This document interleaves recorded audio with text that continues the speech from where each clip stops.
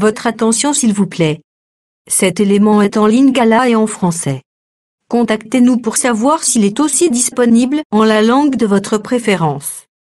Merci d'être venu au rendez-vous de la connaissance, de la révélation, de la précision et de la profondeur biblique. Merci d'être venu sur évangileéternel.com, le site web de l'Évangile éternel. Nous sommes la conservation, le partage et la promotion de l'Évangile éternel. Nous sommes christequality.com. Équilibrer la manne ramassée dans le désert de sorte que chacun ait à le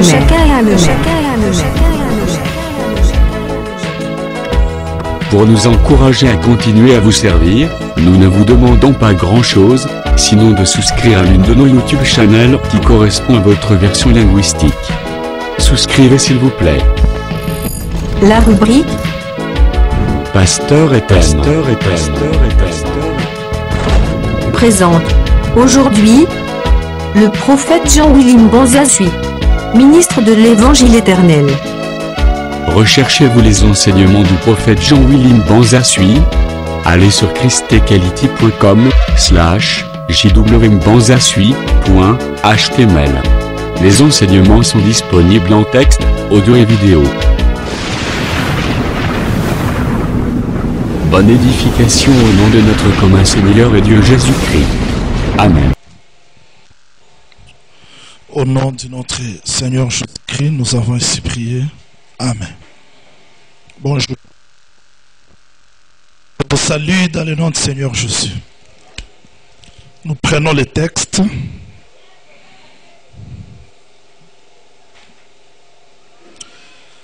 Nous prenons 1 Samuel.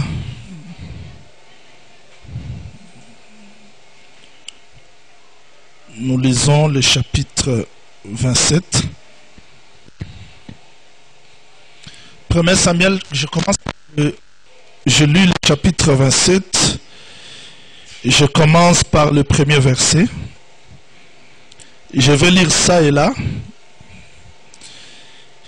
1 Samuel, chapitre 27, le premier verset dit ceci. Mais David dit à son cœur, certes, je périrai un jour par le main de Saül.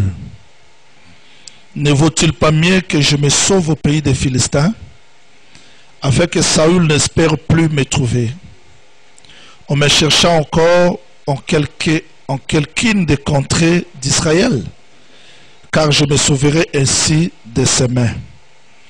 David donc s'éleva, lui et les 600 hommes qui étaient avec lui, et il passa vers Akish, fils de Maroc, roi de Gath. Et David demeura avec Akish à Gath, lui et ses gens, chacun avec sa famille. David et ses 2 femmes, savoir Ahinoam, qui était de Jezreel, Abigaï, qui était la femme de Naval, lesquelles étaient de Carmel. Verset 5 jusqu'au 6e. Or David dit à Akish, je te prie si je trouvais grâce devant toi, qu'on me donne quelques lieux dans l'une des villes de la campagne, afin que je demeure là. Car pourquoi ton serviteur demeura-t-il dans la ville royale avec toi? Akish donc lui donna en séjour là Tchiklag. C'est pourquoi Tchiklag est demeuré au roi de Juda jusqu'à ce jour. Nous ajoutons 1 Samuel chapitre 30. Je commence par le premier verset. Il est écrit: Or 3 jours après, David et ses gens étaient revenus à Tchiklag, trouvant que les Amalécites s'étaient jetés du côté du midi et sur Tchiklag, qu'ils avaient frappé Tchiklag et l'avaient brûlé, et qu'ils avaient fait prisonnière les femmes qui étaient là, sans avoir tué aucun homme, depuis le plus petit jusqu'au plus grand, mais ils les avaient émenés et s'en étaient allés leur chemin. David donc et ses gens revinrent à la ville, et voici elle était brûlée, et leurs femmes et leurs fils avaient été faits prisonniers. C'est pourquoi David et les peuples qui étaient avec lui élevèrent leur voix et pleurèrent tellement qu'il n'y avait plus en eux de force pour pleurer. Nous ajoutons Romains chapitre 8. Romains chapitre 8. Je commence par le verset 28.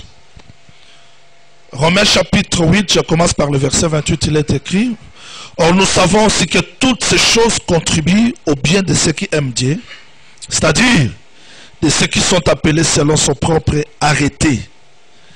Car ceux qu'il a préconis, il les a aussi prédestinés à être conformes à l'image de son Fils, afin qu'il soit le premier-né entre plusieurs frères. Et ceux qu'il a prédestinés, il les a aussi appelés. Ceux qu'il a appelés, il les a aussi justifiés. Et ceux qu'il a justifiés, il les a aussi glorifiés. Je demande au Seigneur d'ajouter l'explication à la lecture de sa parole. Nous bénissons le Seigneur parce qu'il nous a fait grâce d'être là. Et je dis de tout mon cœur qu'il soit loué, parce que si nous sommes là, c'est par sa grâce. Que le Seigneur vous bénisse aussi parce que besoin qui intérêt, bomoni intérêt à liloba nzambe kotika bandako, misala bokokai kosala, koya koyoka liloba nzambe, na lobi nzambe apambola moko na moko.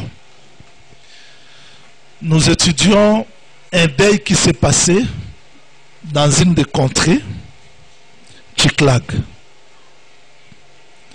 Moi je crois, un frère de notre église, je le cite Paul, a dit aux Romains que tout ce qui a été écrit d'avance l'a été écrit pour notre instruction.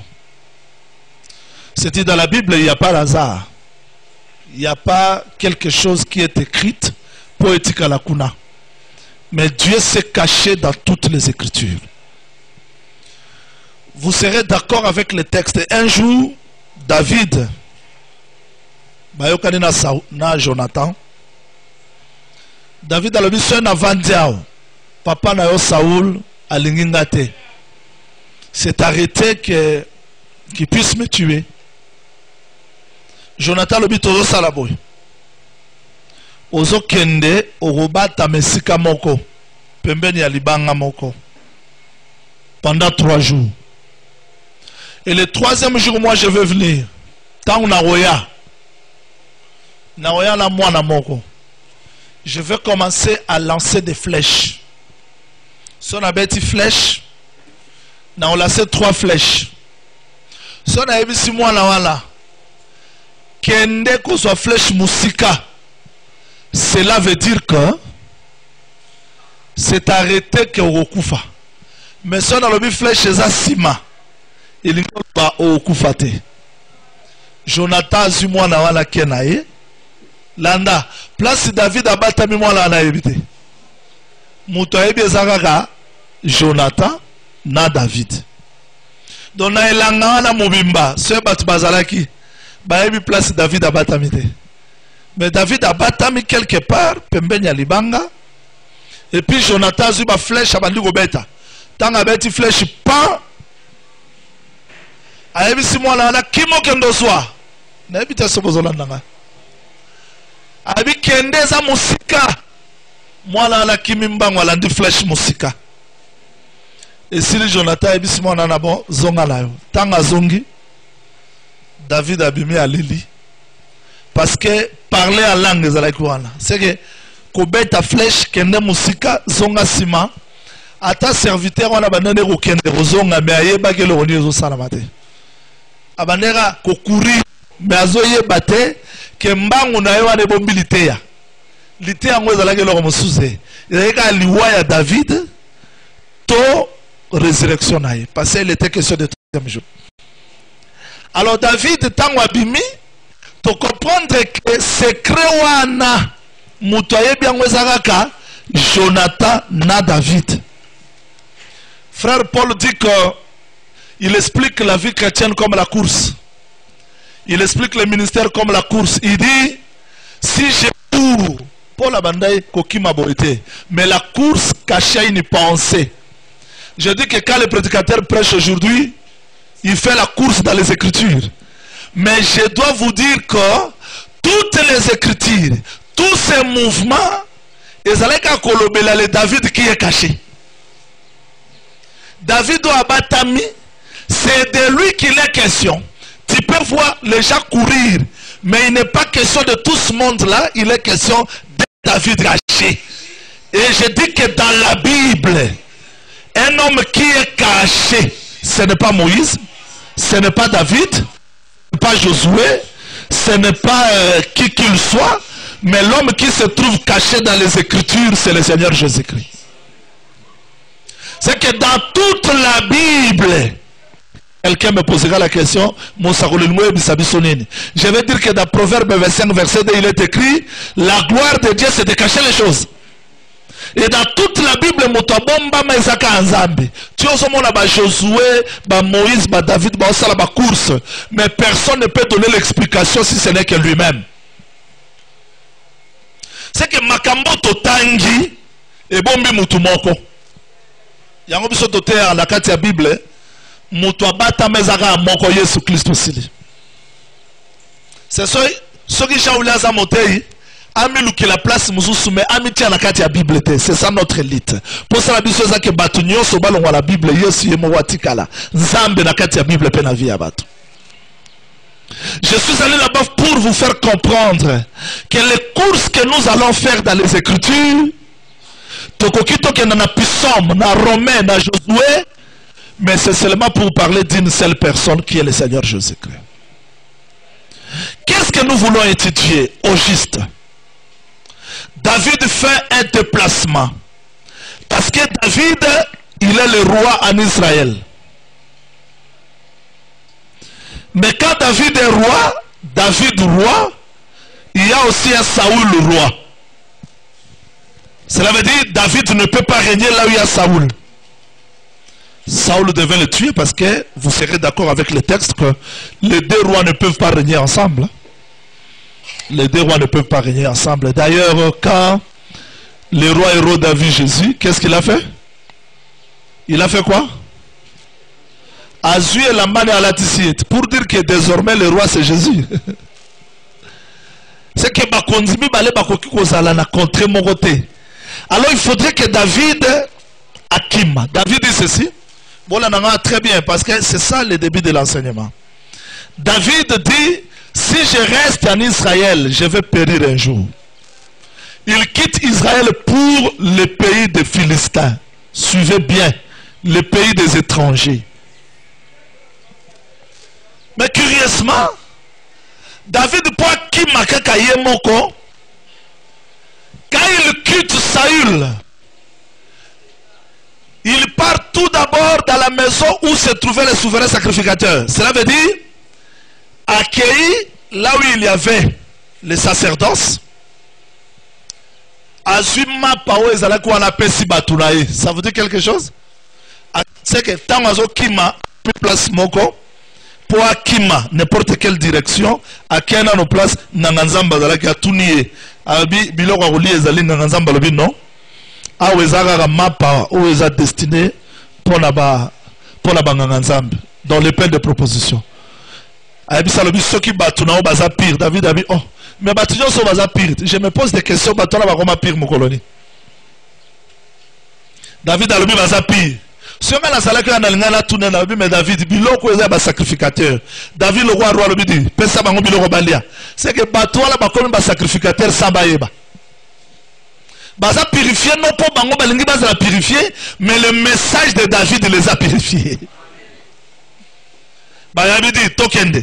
Et puis tant mazo bima la na très bien. Sacrificateur a pesi épée à Goliath. Oh eza makam toyo ko lango marti. C'est que David a bimi na faute na épée à Goliath a comme si ba sacrificateur a kimi na bango yango na simalango Saoul tanga yoki que David aleka ko alaye a bomi tous les sacrificateurs. Soit na sala qui wana j'allais expliquer que l'absence du roi, le roi se déplace avec les sacerdoces. C'est que le roi soka akei akena lo sambo akei na makamonyo si yango mukolo wana libosé à poste Pilate. Tango Pilate a dit sabango lobi ko azali roi ya ba juif. Israël a lobi tolingi était azar roi na bisoté. Ils ont rejeté le roi. Et le roi devait se déplacer avec le culte. C'est que ce culte ya le lo awa pour roi ya na yango. Soki bisoto koma banganga nzambe to mérita mais parce qu'un homme nous a fait sacrificateur à cause de la grâce. Yango to boyaka ba évangile o e kondana bato. tozala na posa bato bazora aboye bipe bazala justifier ba comprendre grâce ya nzambe zanini kola pambola biso. Je vous en prie de me suivre. David arrive dans le pays des Philistins parce qu'il est roi, il va chez les rois. Le roi les reçoit dans la joie. Bavandi dans la cité royale. Mais je dois vous dire que quand David fuyait, il est roi, mais David n'est pas seulement roi, il est aussi serviteur, il est pasteur, il est sacrificateur, parce que Kimana David et Dalaki Batunion Subazaki na Banyongo, des problèmes en Israël. Babanga ki batikala awa parce que Saoul a na remède à repé sa bangote. Les gens qui avaient des dettes, des problèmes, Oyo bakoka quitté, bakima Saoul balanda David. Est-ce que tant basolanda David David a aussi sa Banyongo na bango? Oui, c'est parce que le riche ne peut pas suivre David. Celui qui suit David, c'est un pauvre. Et quand Jésus entre dans le temple, il était clair. Il dit, je vous ai amené la bonne nouvelle. Je suis venu proclamer l'année de grâce, non pour les riches, mais pour les pauvres. C'est que mon oiseau n'est pas un zambe si c'est ça riche, on l'a nazambe. Mais tozo la nazambe parce que nous croyons qu'à part un zambe richesse, la mission n'est pas. C'est lui notre paix, c'est lui notre repos, c'est lui notre héritage. Alors David arrive dans le pays des Philistins, à Komiawa. Curieusement, David dit ceci. J'aimerais qu'on vérifie ce texte, s'il vous plaît. Nous sommes dans 1 Samuel chapitre 27. Nous sommes toujours là. Dans 1 Samuel chapitre 27. David dit ceci. Je lis le verset 5. Il dit, David dit à Akish, je te prie, si j'ai trouvé grâce devant toi, qu'on me donne quelques lieux dans l'une des villes de la campagne, afin que je demeure là. Car pourquoi ton serviteur demeurait-il dans la ville royale avec toi? Mais s'il vous plaît, je ne sais pas si vous me suivez bien. Comment David roi, il dit, je ne peux pas rester dans la cité royale. David a un mokonzi, mais a boya vanda na mboka ya bokonzi. Ça veut dire quelque chose? David a kimi et pas ya Saoul. Mais qui est David? C'est le roi. Mais tant que komi a pas ya Philistin, a vendu la cité royale. Mais David a yebisi roi boy. Bolukelanga un autre lieu. Je ne peux plus rester dans la cité royale. Donc là, David, chez les païens, chez les Philistins, il ne parle pas comme roi, bien qu'il est roi. Mais à l'ingati kanano bokonzi, pour asala musala moko. Yaza mokonzi, avant de nandako ya bokonzi, namboka bokonzi, nalobite, nalingi bolongolanga awa, nalingi naza mokonzi te, bolukelanga teni ya mabele mususu. Que le Seigneur vous bénisse. Que le Seigneur vous bénisse. Oh. C'est que David a boyi bokonzi, alinga koma mosale. Nalinga na mona Yesu, na Getsemane tango baso ya bakangai, atuli bango bozo lugana li batunya so bakoyi. Wana za memete s'il vous plaît, wana za lion. Wana za mokonzi. Mais soka tikali mokonzi abikisa mutute. De riche qu'il était, il s'est fait pauvre. Bien qu'il était roi, mais il n'a pas sauvé comme roi. Il est devenu serviteur. Parce que les rachats ne pouvaient pas se faire. Ce qui nous a bâti à la Kembo na Emobimba. Il y a un s'appelle Jean-Baptiste. À mon lieu sur le bibota la moi la pâte. Alors bah il concité. Même Jean Tangazole là-bas, et si les gens collent la tête à la cause à libota ya bayuda. Mais tant à baluki boy cause à longwe na ndako ya bokonzi. A komi meme. Boyo kite hein? Tu m'as compris? Tu m'as pas compris? Na bandeli na lobi ke tango Jean Zolé là-bas, et puis ça qui est digne de prendre le livre? L'agneau ou le lion? C'est le lion. C'est le lion qui est digne de prendre le livre parce que le lion c'est le roi. Mais tant que la moni meme, c'est que Nzambe soka tikala ka lion alinga abikisa te mais amikomisaki mosali po abikisa wana aboyi kovanda na ndako ya bokonzi il fallait amikomisa mosali. David a dit lobi nalingi na vanda na cité royale te. Effectivement le roi lobi bon il n'y a pas un problème nazo pesa yo portion de terre bake kopesa David portion de terre moko kombo nango Tsiklag ou eza place maté ya na biso eza. La portion de terre s'appelait Tsiklag. David peut accueillir Nabatunaye parce qu'il marchait avec les 600 hommes. Aké na 600 hommes Nabatunaye nyonso. Aké a côté na bango neteni ya mabele moko kombo nango Tsiklag. Bon nanga très bien. Suivez-moi avec beaucoup d'attention. Aké na portion de terre kombo nango Tsiklag. Donc David entre dans Tsiklag. Lui David a côté na Tsiklag. Femme, les guerriers, les serviteurs, les animaux. Donc, nous sommes côté na bango na Tsiklag. Mais qu'est-ce qui attire notre attention? Roi a koké kopé sae bamboka nyonso ya ba Philistins. Mais roi a poneli seulement une ville qui s'appelait Tsiklag. Alors, kota na Tsiklag. David paye na ville wana à Koti. Donc, lokola David a Koti. Basi na ye bakoti na Tsiklag. Bana bakoti na Tsiklag. Banyama bakoti na Tsiklag. Moto moso atunanga mosakoli bongo voyage ya David na Tsiklag. Et bon militaire ya nini? Nalingi totanga écriture mosusu. S'il vous plaît. Josué.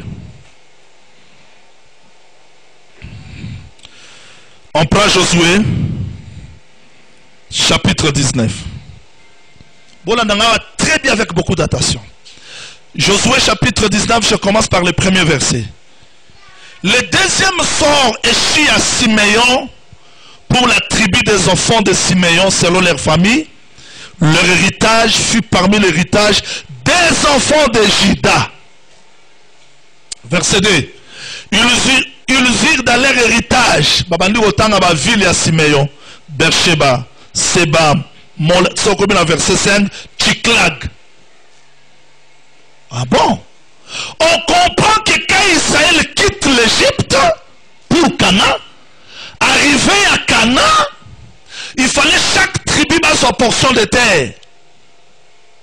Mais tant que va comme à Canaan, Josué appelle ça mutuna mutu portion de terre. Mais ça m'a dit que tribu à Siméon, bazalaki na portion de terre. Pourquoi Siméon n'avait pas la portion de terre?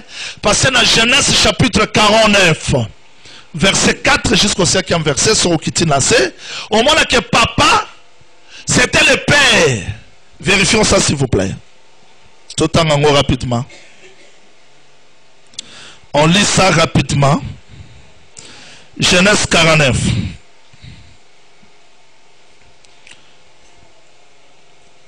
Je commence rapidement dans le verset 5.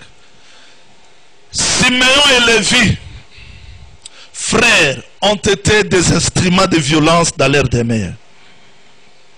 Que mon âme n'entre point en leur conseil secret. Verset 7. Maudite soit leur colère, car elle a été violente, et leur fureur, car je les diviserai en Jacob, je les disperserai en Israël. C'est que Jacob, le qu'on a papa, c'est lui qui a dispersé Siméon. Que le Seigneur vous bénisse. C'est que Siméon, sur sa portion de terre, c'est parce que Jacob a longola et nakati à Israël. Donc, tribu à Siméon, bana à Siméon, bazana portion de terre nakati à Israël. Pourquoi? Parce que papa a boya bas sa portion de terre. Mais Juda, mukolomoko Israël, bakei po babunda. Nzamba lobi Juda motorobunda. Juda abimi po abunda. Juda bengi Simeon lobi Simeon yaka. To bunda na elongo. Pourquoi? Potango nga na robunda na kozwa mabele. Yo lokolo sunga nga na bitumba. Yo po kozwa mabele na kati ya mabele nanga. azala mabelete. Mais pour son mabele face à la ligne, il faut sunga Jida. Je ne sais pas si on me comprend. C'est que Jida tango ko bunda su mabele, Simeon lokola sunga ki e, Simeon pe ko so mabele na kati ya Jida. Bande ko botika la yebisa biso bino ndenge tozali awa. Mutu moko amerita ki vie éternelle te. Nde biso toza. Pour la ligne. Kokoya ya Adam, l'homme était vendu au péché. L'homme était perdu. Et personne d'entre nous méritait qu'un Nzambe à Israël a sa Nzambe nae. Personne d'entre nous méritait que grâce à Nzambe comme Ayabiso. Est-ce que boyebi verset yo ser moko moi c'est moko siro phénicienne. Aye retourna Yesu alobi Yesu. Moi na ngazo bela. Yesu atali alobi mama biloko ya bana ya bato bapesaka na bambwate. Ça signifie quoi? Mbwa eza biso bikolo. Toza na droit ya cité à Israël était. Mais Mukoloana, quand on cherchait qui est digne de prendre le livre, bah il s'est lion de la tribu de Juda. C'est que mon tabundeza Juda, mon bundeza Juda. C'est que ce qui est soit biso, et ça pour biso, ton mérita qui royaume de ciété, ton mérita qui portion de terre. Mon toi mérita l'icolo penasé c'est le Seigneur Jésus-Christ. Mais biso tozo sala na kati na ye.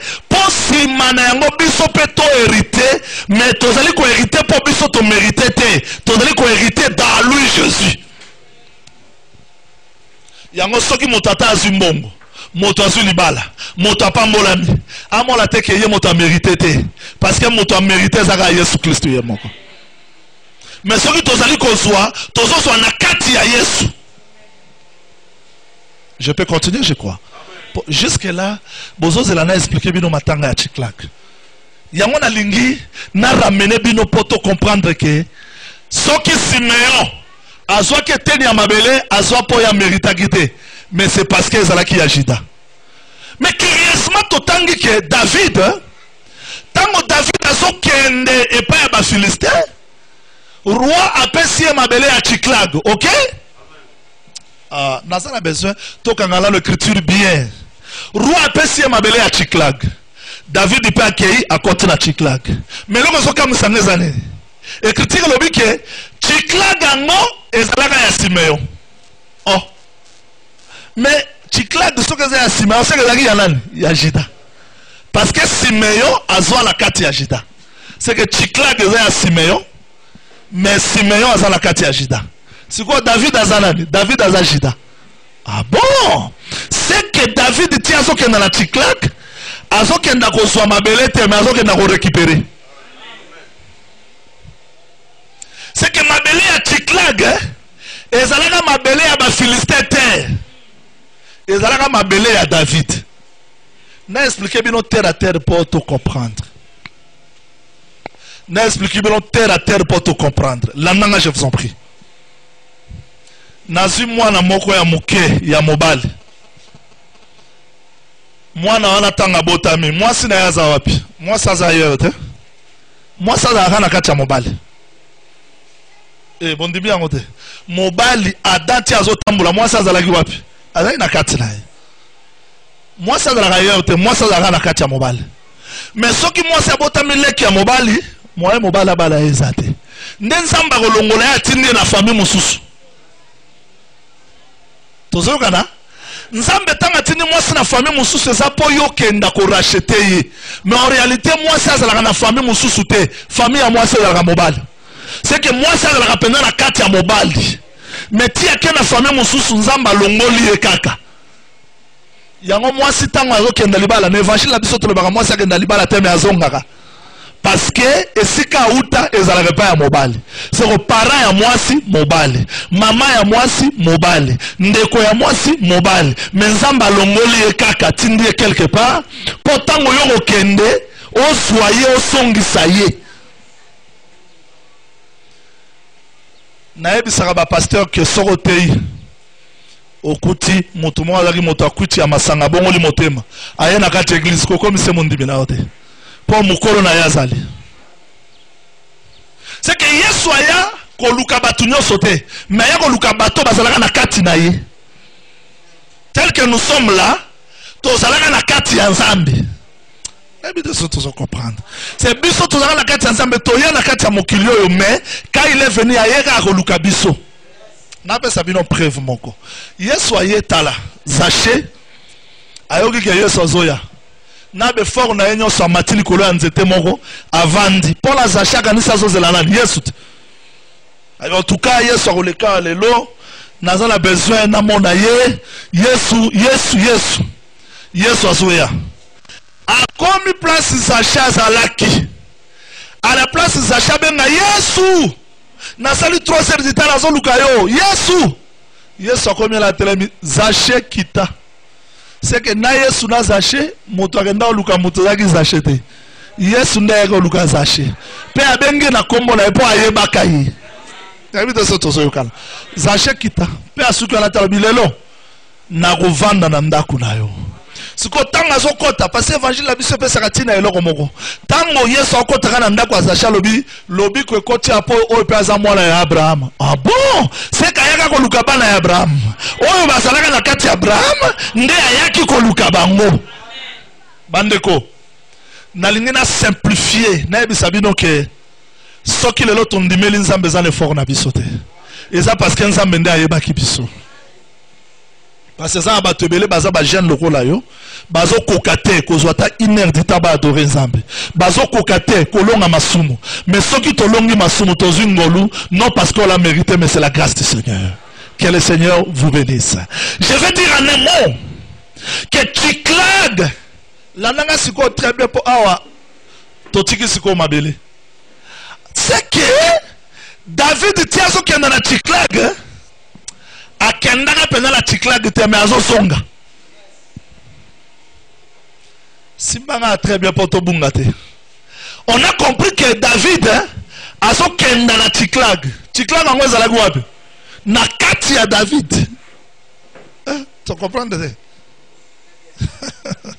wana la makasi te. C'est que David azo luka portion de terre mais terre ango ezalaka ailleurs te ezalaka na kati na ye. Na expliqué bino terre à terre. Adam azotambula ye moko mwasi azalaki wapi na kati ya Adam. Donc Nzambe tia soloba il n'est pas bon que l'homme soit seul, il faut na ça il a aide wala Nzambe aluka ye wapi kana kati ya Adam. C'est que David tia so kende na Tchiklag azokende ko luka Tchiklag te mais il part récupérer Tchiklag pour Tchiklag était dans lui. Remarquez aye à côté na kati ya Tchiklag. Quand David entre dans Tchiklag, banyama nyonso bakoti, bana bakoti, mwasi ya koti. C'est que tout devait être rassemblé dans un seul lieu appelé Tchiklag. Tchiklag, c'est le lieu où Dieu a rassemblé tout de David. Lisons les textes ensemble avec moi. Écrivez s'il vous plaît pour qu'on gagne du temps. Nous lisons Jean chapitre 11, verset 48, jusqu'au 52e verset. Jean chapitre 11. On prend Jean chapitre 11. Je vais lire le verset 48. On commence par le 47e verset pour la compréhension. Alors les principaux sacrificateurs et les pharisiens assemblèrent les conseils et dirent: que faisons-nous? Car cet homme fait beaucoup de miracles. Jésus: si nous les laissons faire, chacun croira en lui. Et les Romains viendront, qui nous extermineront, nous, et les liés et la nation. Alors l'un des, appelé Caïphe, qui était le souverain sacrificateur cette année-là, leur dit: vous ne pensez pas et vous ne considérez pas qu'il est de notre intérêt qu'un homme meure pour le peuple et que toute la nation ne périsse point. Le prophète Jean interprète ça. Il dit: il ne dit pas cela de lui-même, mais étant souverain sacrificateur cette année-là, il prophétisait que Jésus devait mourir pour la nation, et non seulement pour la nation, mais aussi pour rassembler les enfants de Dieu qui étaient dispersés. C'est que le seul lieu où Dieu cherchait pour rassembler ses enfants, c'était Jésus.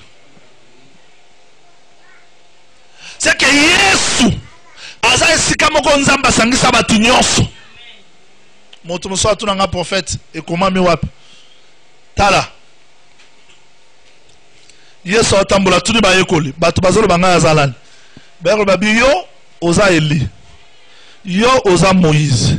Oza l'aide des prophètes. Yesu abisaki bango naza Eli te. Non, c'est parce que Jésus, c'est dans lui qu'Élie était rassemblé, Moïse, tous les prophètes. Donc quand Jésus marchait, tous les prophètes étaient dans lui. Le Père, le ciel, la terre, nous sommes qui rassemblés dans lui parce que le seul lieu que Dieu cherchait pour rassembler les hommes, c'est le Seigneur Jésus. Donc Ponzambe andi mabiso to sangana aluka batomi balete. Voilà place biso to te arabatuke. Batu nyonso fo bali moye soit tika nzambe ye moko. Parce que c'est dans lui que Dieu nous a cherché, c'est dans lui que Dieu nous a rassemblés. Hein? Naïbite si on peut monter quelques degrés. Qu'on monte quelques degrés. Hein? On peut monter quelques degrés? Montons alors. Samson atambula na Israël, à mon amour cité. Talana au papa mon baloroi Samson, mon amour cité. Mais critique le bim au kolomoko, akiti na timna à mon imwasi, nakati abasi. Et critique le bim, il vit une femme parmi les jeunes femmes. Yango bisoto le bara, bato bate ya polygamie bazan erreur moko munene. Parce que Samson a mon ara mwasi moko nakati abasi belé. C'est l'église rose à l'angle belé mais nzamba mon la église moko. Père kokia se pela na l'église nyon sauté. Nzamba zo se pela na église yo bateli liloba na ndengete yamaki. Mais curieusement, place Samson mon amour ces timna. Timna wana eza portion de terre bapé ça Juda pe bapé ça Dan. Mais Samson zala ki Dan. On a compris qu'il y a quelqu'un comme on a moi c'est ailleurs te soy kaka na portion de terre na emoroté. Il y a mon frère Paul, à la raison de là-bas. Bayonzamba yebaka, a bengi bango. C'est que mutupoye pa yanzambe fonzamba yeba liboso. Alors tout le monde Tchiklag, et dans la portion de terre, il y a Juda, et dans la portion de terre, il y a Siméon. Oh, tu voyez quoi là? Parce que Juda c'est le roi, Siméon c'est le serviteur. Roi serviteur. Namona la no mutu mo azala mokonzi pa azala na service ya batute à part Jésus-Christ. Yango bayuda bakesana bikolo. Bayuda ata mutu asali musalate bikolo. Ata mutu asali musalate mais abimika naza roi, bandimi ya roi. Mais Israël po bandima yo za roi, il faut ba mola na musalo sali.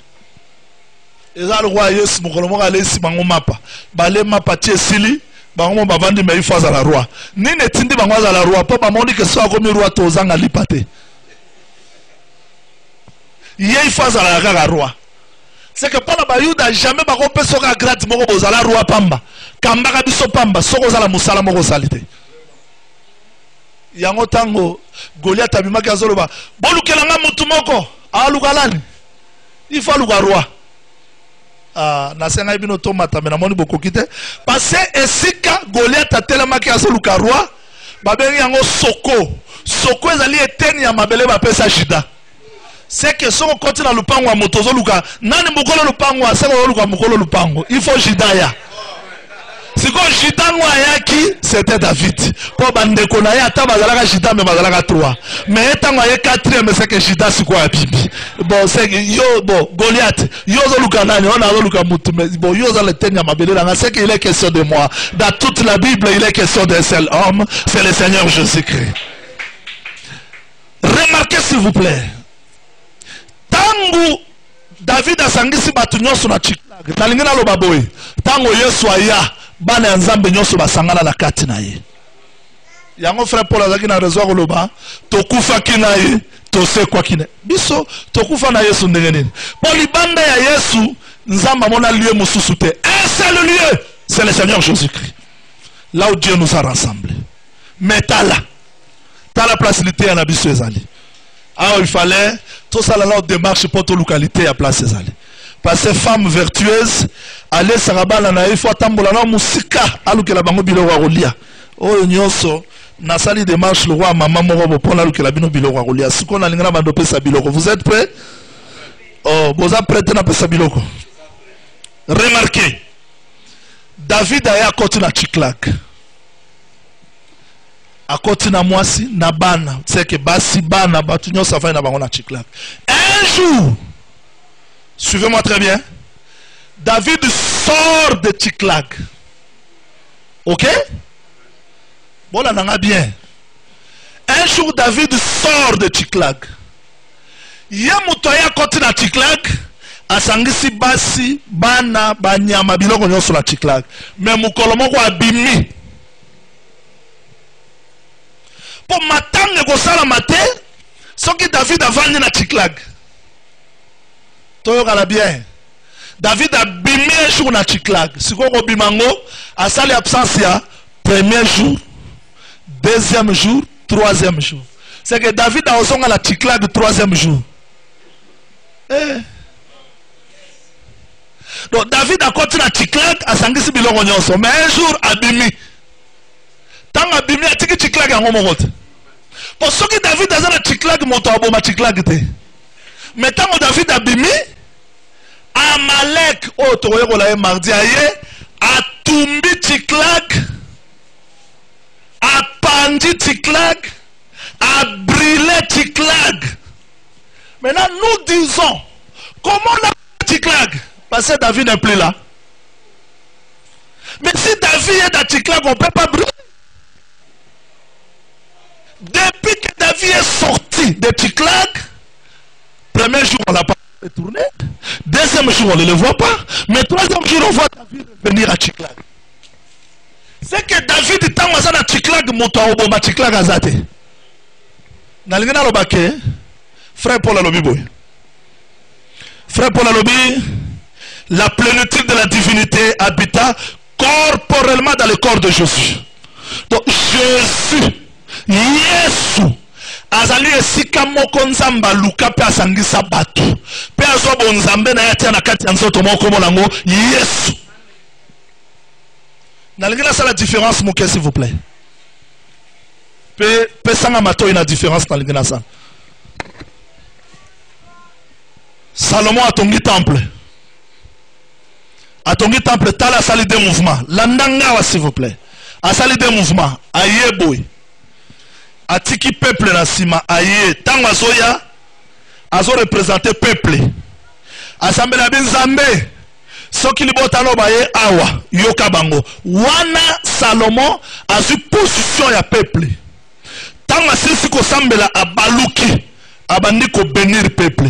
C'est que Salomon yemo asali deux rôles, amemi batu pa ya nzambe pe amemi nzambe pa ya batu. Siko Yesu tango ayaki amemi biso pa ya nzambe alobi tata nazo sambela pona bango pona boye bazala moko tango asilisi yoyo amemaki biso abaluki akomi le sous-prophète pour amebela biso liloba.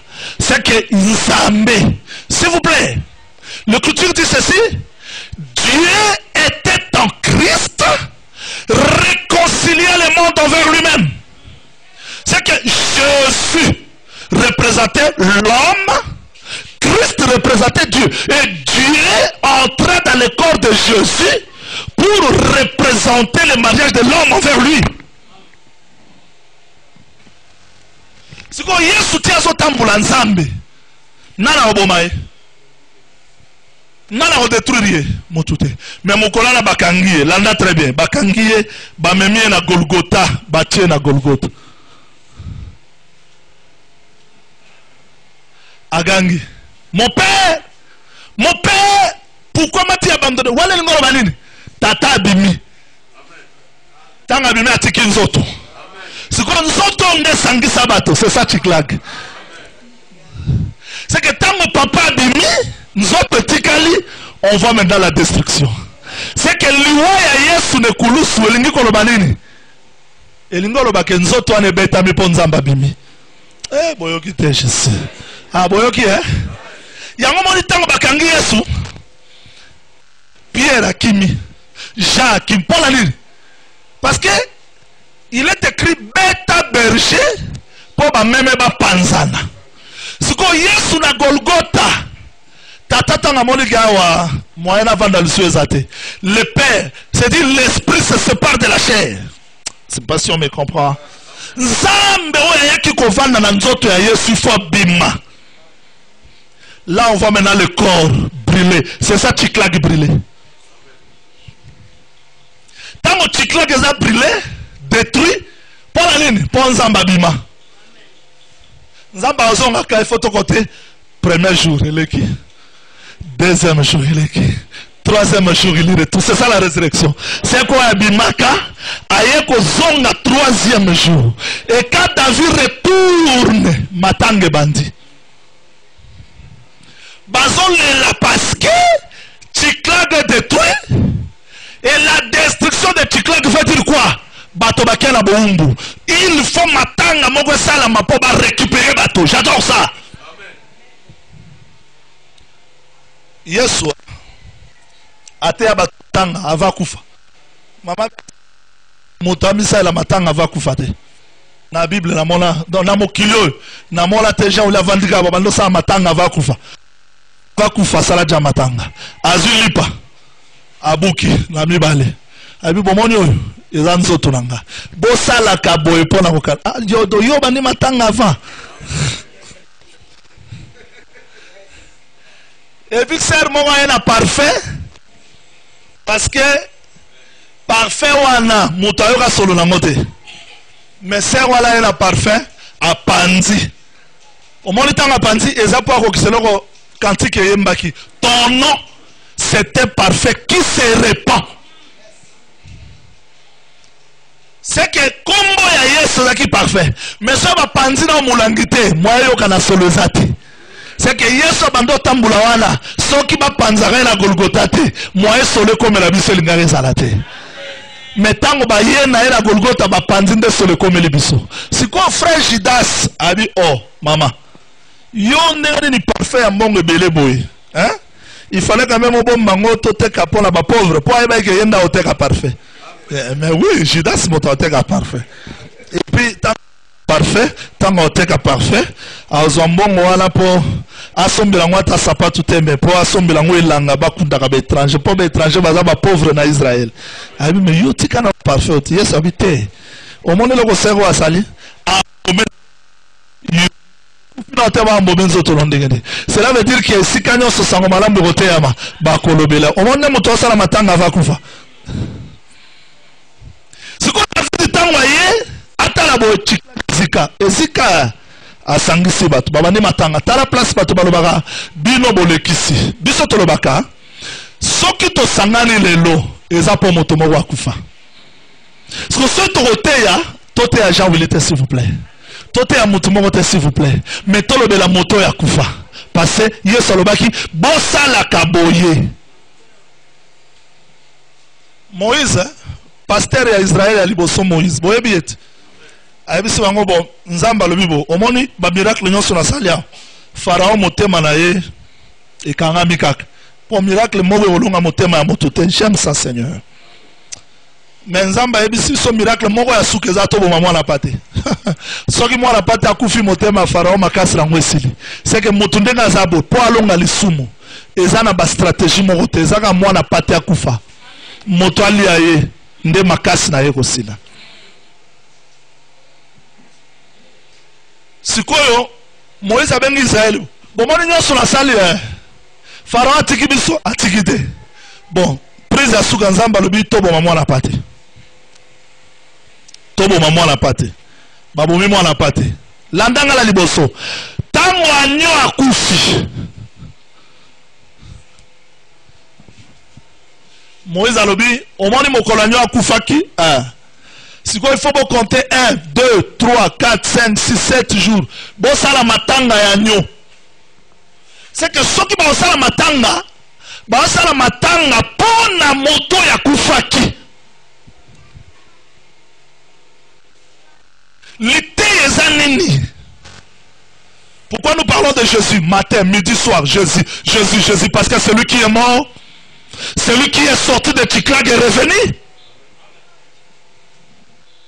c'est que l'été est qu'on soit couleur ya motute lokola motomonga tuninga lobi question la télévision lobi neni ozobo yake nzambe alipe azala na bi pona mona na bible te nzambe apolo azala kate nzamba za moko papa botika na loba jewana biso tobiki na ngolu siko yoko misanza nzambe na ondenge ni donc bato basambelaka nzambe aja wili ekomama wapi so zaki nzambe Abraham Isaac Jacob zaki na dispensation ya mobeko po ezalaki ombre mais quand Jésus-Christ est venu makambo ezali su nzambe ya Paul omona wapi na bible nzambe Pierre omona wapi biso nyonso tobiki na ngolu moto mo aza na nzambe atambulaka nde na poche te mokonzi Yesu apambola biso nazongi mbango na liteya na ngai nalobi ke Yesu ntango abimi na Chiklag eza ntango azobima na croix mais troisième jour eza après la résurrection siko ntango baye basangani babandi matanga voilà le deuil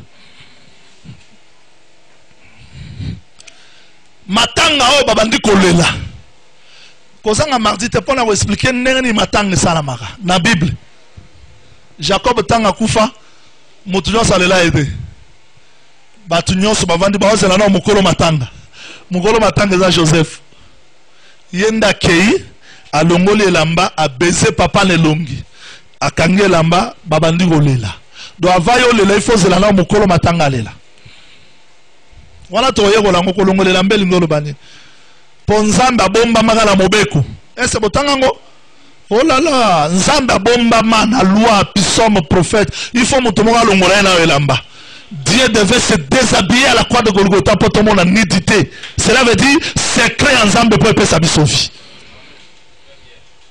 Je veux dire que David Tangwaye, babandi matanga, babandi kolela, bande kona mona na matanga, mais matanga salama la Chiklag na mona ngonante. Potolela mutu toye papa kufi esili toke. Mais Chiklag bazolela jusqu'à ce que bako retrouver. C'est que maya monsieur bima e bima pambate. E bima po kenda ko songi sabato babunga ki na bomoi. Mutu asala matanga e bolibo soza Jacob. Bande kwa Jacob ba mona Joseph azoya na musika. Po Joseph bato musu bakanisa lowa bande ko na ba boma e sur place te. Ba boma e na musika. Bamoni Joseph na musika babitala moloti bandoto photo bomaï. C'est que le prophète, la loi, le psaume et bandé déjà comme boma Jésus kala, zoa moi la pâte, wala la Jésus. Boyo kite hein. Si ko Joseph tango akombi batale babibo oyo na Joseph. Ye azonga na bomoite. Mais webe loko sepelisa bazwa Joseph te, babwaka ina bilamba. Ba respecter ordre, ba longoli na bilamba ya Joseph. Tinik ba longoli. Ba tie pembeni. Ba Joseph ba boaki na libulu. Heureusement, libulu ango akufa te. Siko batali Joseph ba bi oyo akokai na taba. Bazui taba babomi. Bazui elamba ya Joseph ba tremper na makila bandeko. Soki ba couleur ezalaki ebele na papa a romona lusu ba couleur belete mais somo la couleur moko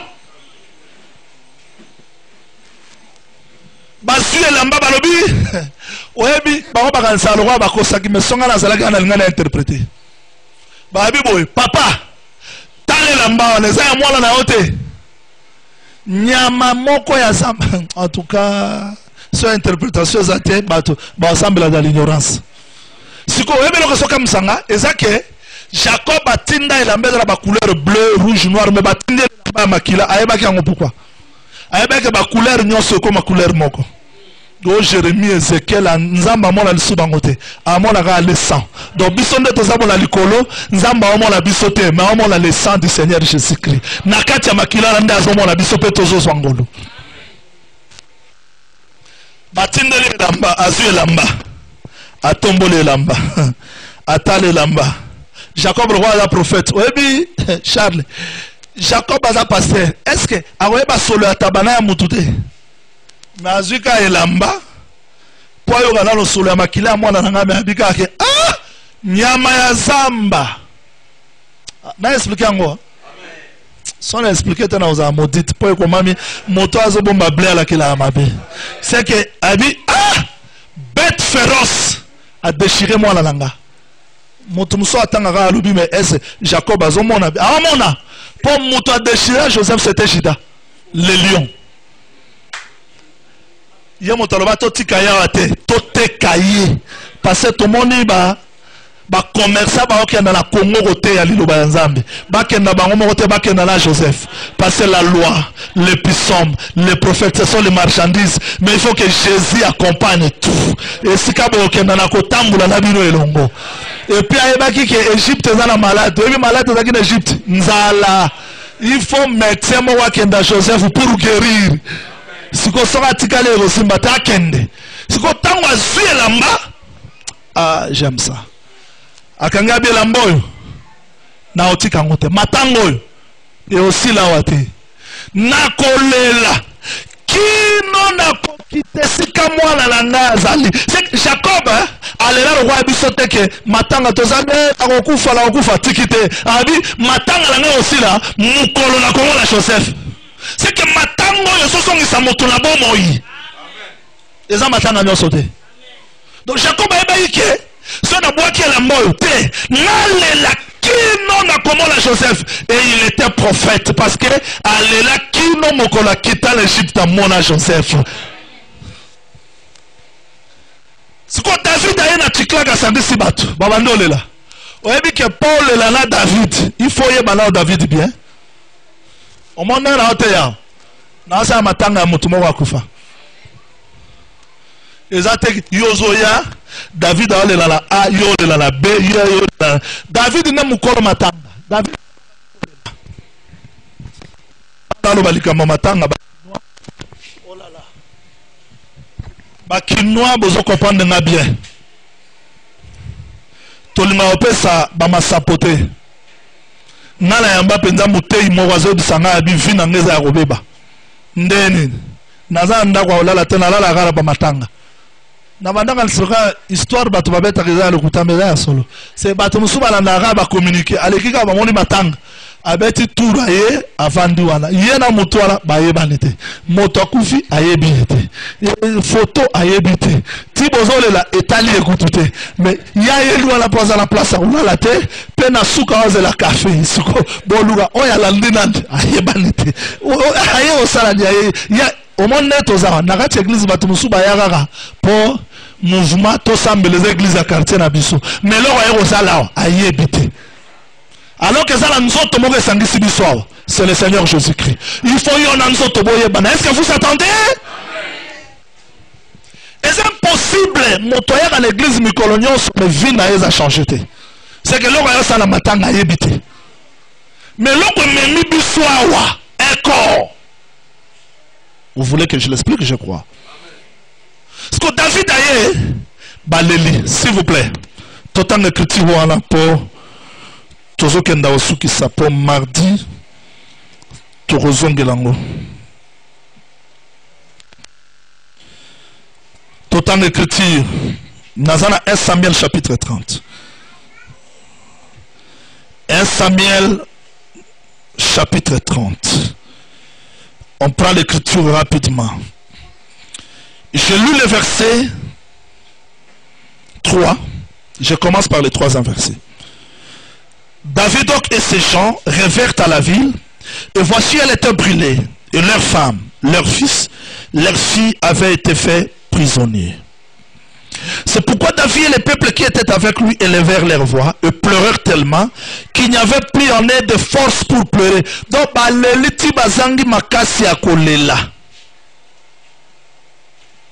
verset 7. David dit à Abiatar le sacrificateur d'Achmelech, mais je t'ai pris les fautes pour moi.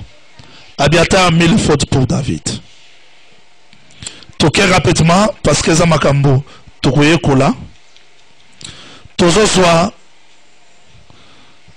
Verset 18. David recouvra tout ce que les Amalécites avaient emporté. Il recouvra aussi ses 2 femmes. Ils trouvèrent que rien ne leur manquait, depuis le plus petit jusqu'au plus grand, tant de filles que de filles, et du butin, et de tout ce qu'il leur avait emporté. David recouvra tout. Je dis au Seigneur d'ajouter l'explication à la lecture. C'est que L'absence à David, Tchiklak qui brûlé. Bazwa biloko nyonso, pasi, bana, bozui, nyonso bakenango. Mais David tango na Tchiklak babandi kolela, baleli, afema lobi no tokende. Matanga ya David ezosi la camp. Sima ya matanga, bakeiti bakuti ya Malek. Esika ba prisonnier bakenda na bango. Bakenda la nini? Bakenda la biloko nyonso. Mwasi, bana, biloko donc soki moto azaki na bilamba ekenda. Nini ekenda? Siko David tanga komi awa. Allez, s'il vous plaît, au numéro suivant, pour retrouver la suite de ce message.